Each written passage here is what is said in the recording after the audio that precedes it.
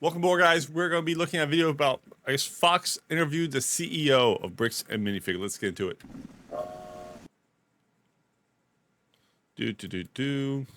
Right there. Well, if you've been staying with our coverage so far, you know that we reached out to Ammon McNeff, the CEO of Bricks and Minifigs, to weigh in on the whole situation and a new statement.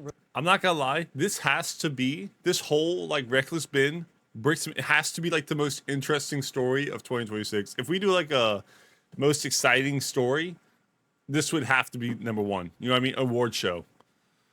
Released by the company. Ammon, thank you so much for joining. They got to get their audio right. Yep, you bet.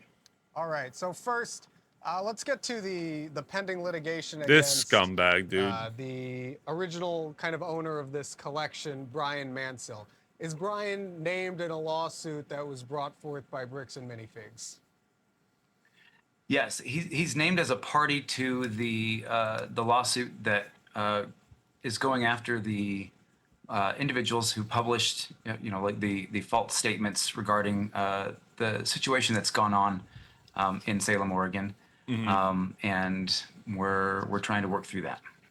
And that individual, is that the YouTuber who made the videos? Yes.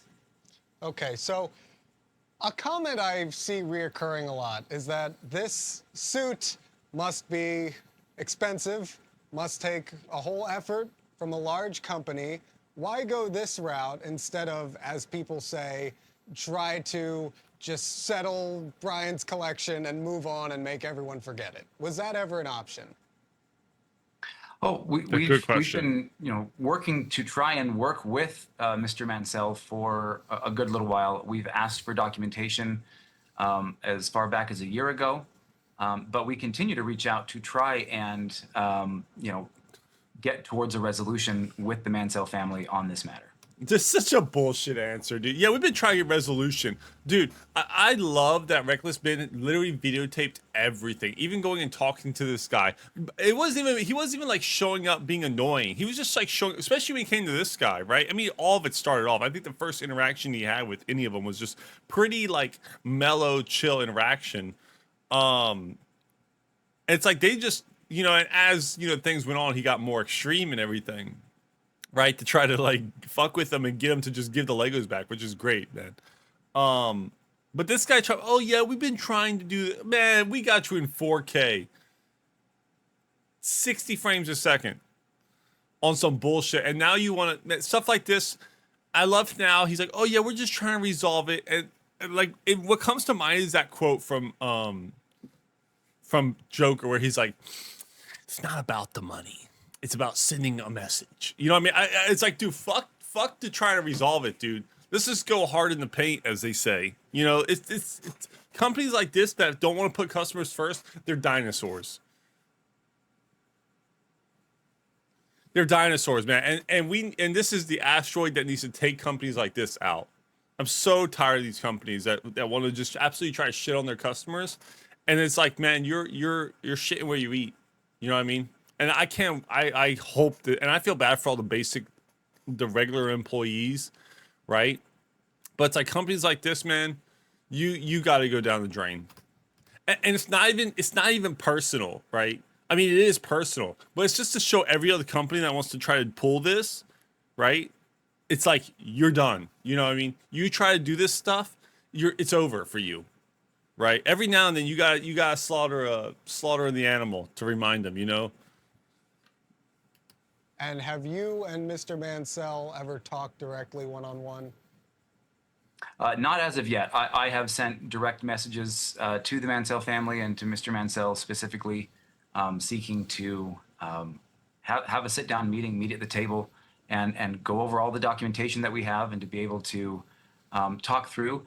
And from our side of things, if there have been any missteps through the transition of the store, we want to make things right. We want to do what's right. Bruh, no, you do not. You lying cock.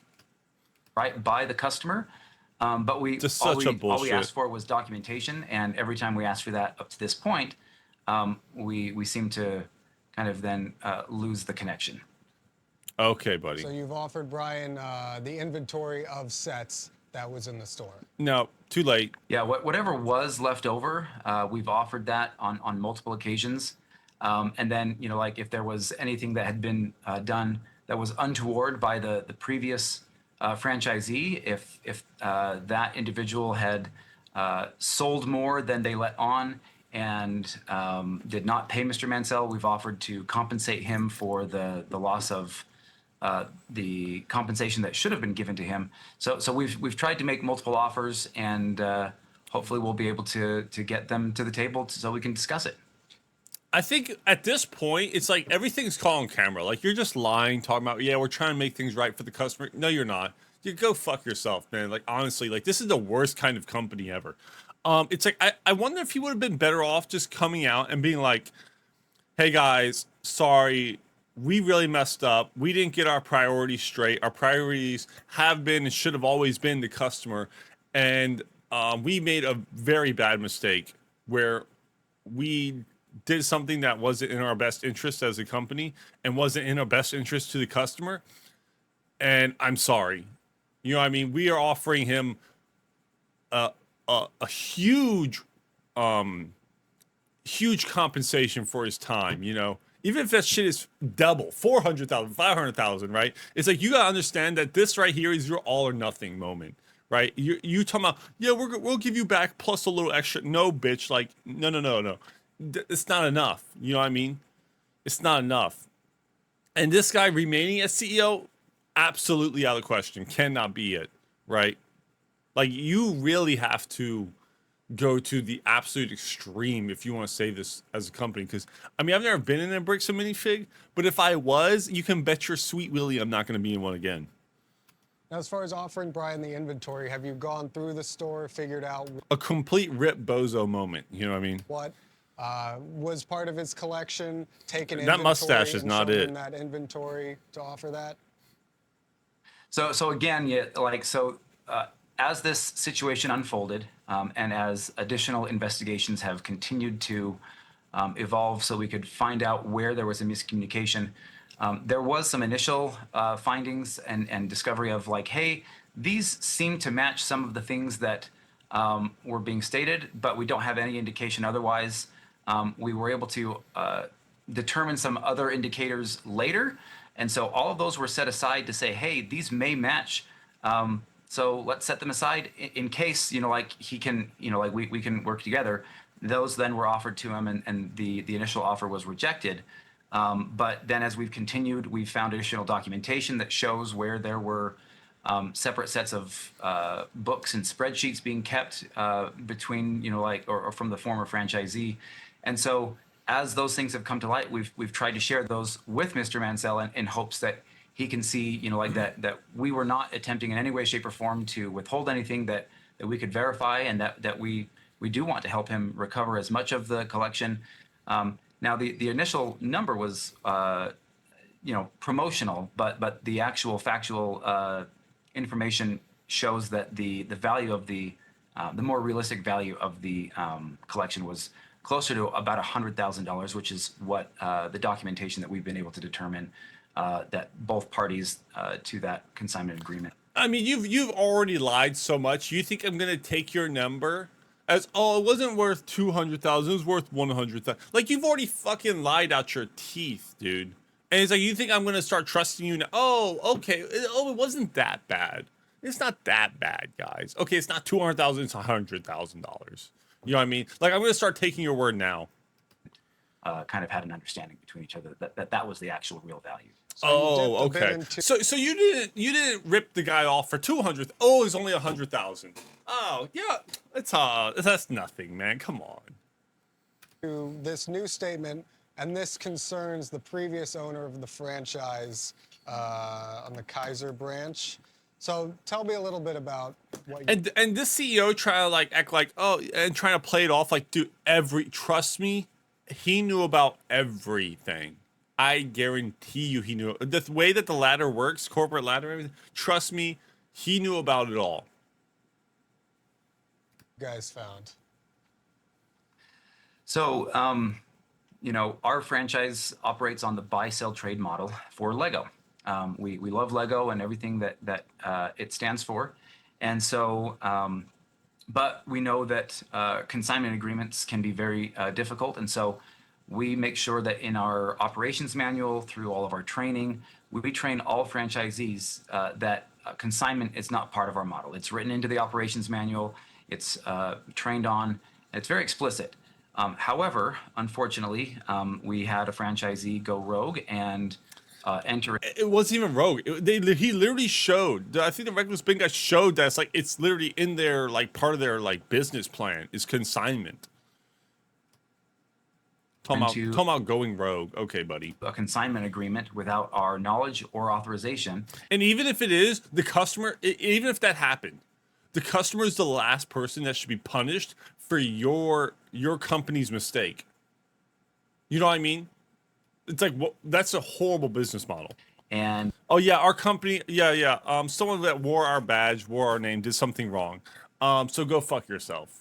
Like, well, yo, what? It's still on you. Then it appears that may not have been honored with the person that she had entered into that consignment agreement with. And then through other circumstances, we ended up retaking over that store. And in the shuffle, there appears to have been just some confusion as to how, why. Bro, I love that everything was on camera. They got so much footage of everything, of everyone being a complete douchebag and everything, that it's like you can't talk your way. You cannot talk your way out of this. And where, like some of this came about. And as we tried to figure that out, we started uncovering more documents, more information. And what we found was that there were 3 separate sets of records that were being kept that shows that Mr. Mansell was significantly underpaid by that former franchisee. And so we've been trying to make sure that we can properly do like a forensic accounting and make sure everything is being looked at properly so that we can work together to get that family resolution. And we, for our part, will reach out to those parties as well. You mentioned a couple terms I want to get into, that the franchisee agreement was not honored. Does that mean you're saying Mr. Mansell was underpaid by the franchisee?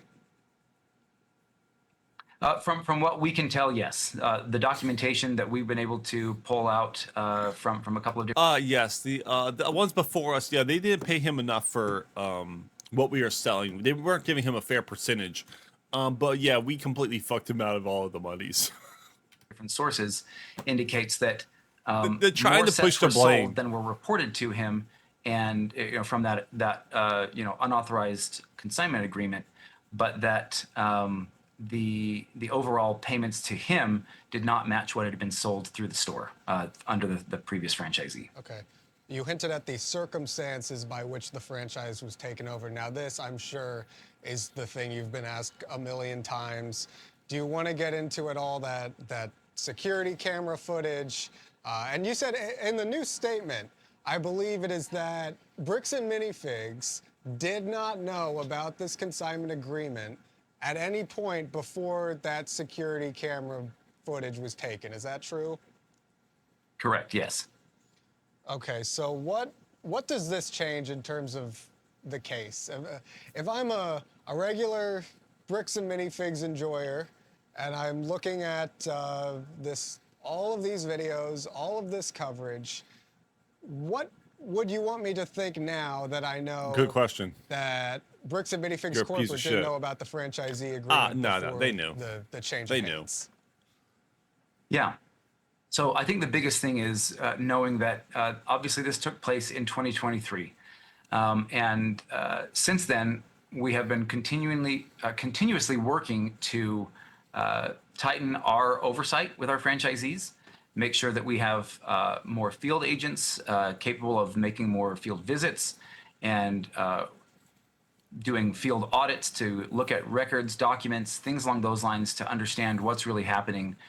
So it's like, it doesn't matter. You can say oh, we're doing this better, we're doing that better. This dude is still in the seat of the CEO. It's not enough. My understanding, the other 2 guys have been fired, right? But they didn't do any of this until Reckless Bin dropped his videos, right? It's like, as long as this dude is still in the CEO seat, they got rid of the other 2 bad eggs. I'm sorry, dude, you have to go. This captain cannot go down with the ship. In each of the locations. So we've increased the oversight with our franchise system, and that is, I think, a really big and important part for everything, so that customers know that franchisees. If you want to save this, even have a long shot at saving this, you have to get yourself out. You have to step down as CEO and promote somebody else. Will be following the rules of the franchise system and providing better protections to the end customers when they come in. All right, and just to wade a little bit into that, we have a couple Bricks and Minifigs in the area. A lot of people have seen this story, and they are worried now. What are the steps that corporate can take to dissuade fears here? Is it taking legal action here? High IQ ADHD brains are the most dopamine addicted. Here's why What that the ruins fuck, everything. bro? These ads are you watch guys pocket. you grew up. I think the most important thing is to ensure that we are protecting our franchisees, and that the safety of our stores is our number one priority. The safety of our franchisees, the customers, their families, everything. That's our number one priority. And so ensuring that people are held accountable for making false statements and like taking advantage of other people's circumstances in this matter. That's why we've taken the legal action that we have, is to hold people accountable. But at the same time, we're also willing to sit down and work through things and make sure that we can just take anything that is something that we can work together on. I think that will help us resolve any issues that we have. And if we can make sure that people know that we're not going to sacrifice the safety of our franchise locations, then that will, I think. I feel so bad for the people who have opened their own Bricks and Minifigs, like as a franchise owner. I feel so bad for them because it's like you had nothing. It's like you say one that's like over, not even involved in this stuff, and it's like you are gonna have nobody coming to the store. You're the one that really bites the bullet here, for this douchebag's decision, and everyone else is higher up involved. Help. I feel bad for now him. and in the future. So what are you asking Brian Mansell? Well, our number one priority in this entire situation is and has been to ensure that anybody, including Mr. Mansell and his family, they are treated fairly. And so as we've gone through the documents and as we've looked at everything, our number one priority right now is to ensure that he gets made whole. Okay, buddy. With the underreporting that took place and the documents that we now have that shows what actually went on, we know that we have a responsibility to work with him to make sure he does get made whole. And so we're working towards that, and we're hoping that he'll be able to come to the table. We're excited to be able to make that happen. And so we want to make sure that everybody knows that we're working diligently to get him to the table so that we can get that taken care of. Now you say make whole. Will that include saying, hey, 780 sets, 1,200 minifigs, we're going to tell you what we have where, we're going to tell you what we think was sold? Does that come with making him whole? Yes. Yep. Being able. It's not about being whole anymore. We're past that point, man. That was step one. Step one was being made whole. We're way past that. To show all the documents, and if he was, like, again, as we believe through This the guy's got to documentation, go. Bare minimum. Paid the way that he should have been, He's got to step down. Then we would cover the difference. All right, Mr. Ammon McNeff, CEO of Bricks and Minifigs, thank you so much for coming on the show. Thank you. All right. Yeah. That's basically it, man. What a douchebag. What a terrible CEO, man.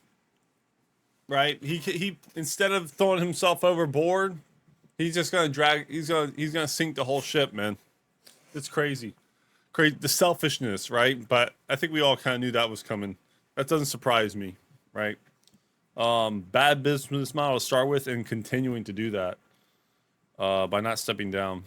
I feel bad for all like the normal people who just work this stuff as their job and have a passion for it. That's like your CEO is completely derailing everything. But anyways, guys, I appreciate y'all getting on board, and I'll see you at the next station. Bye-bye.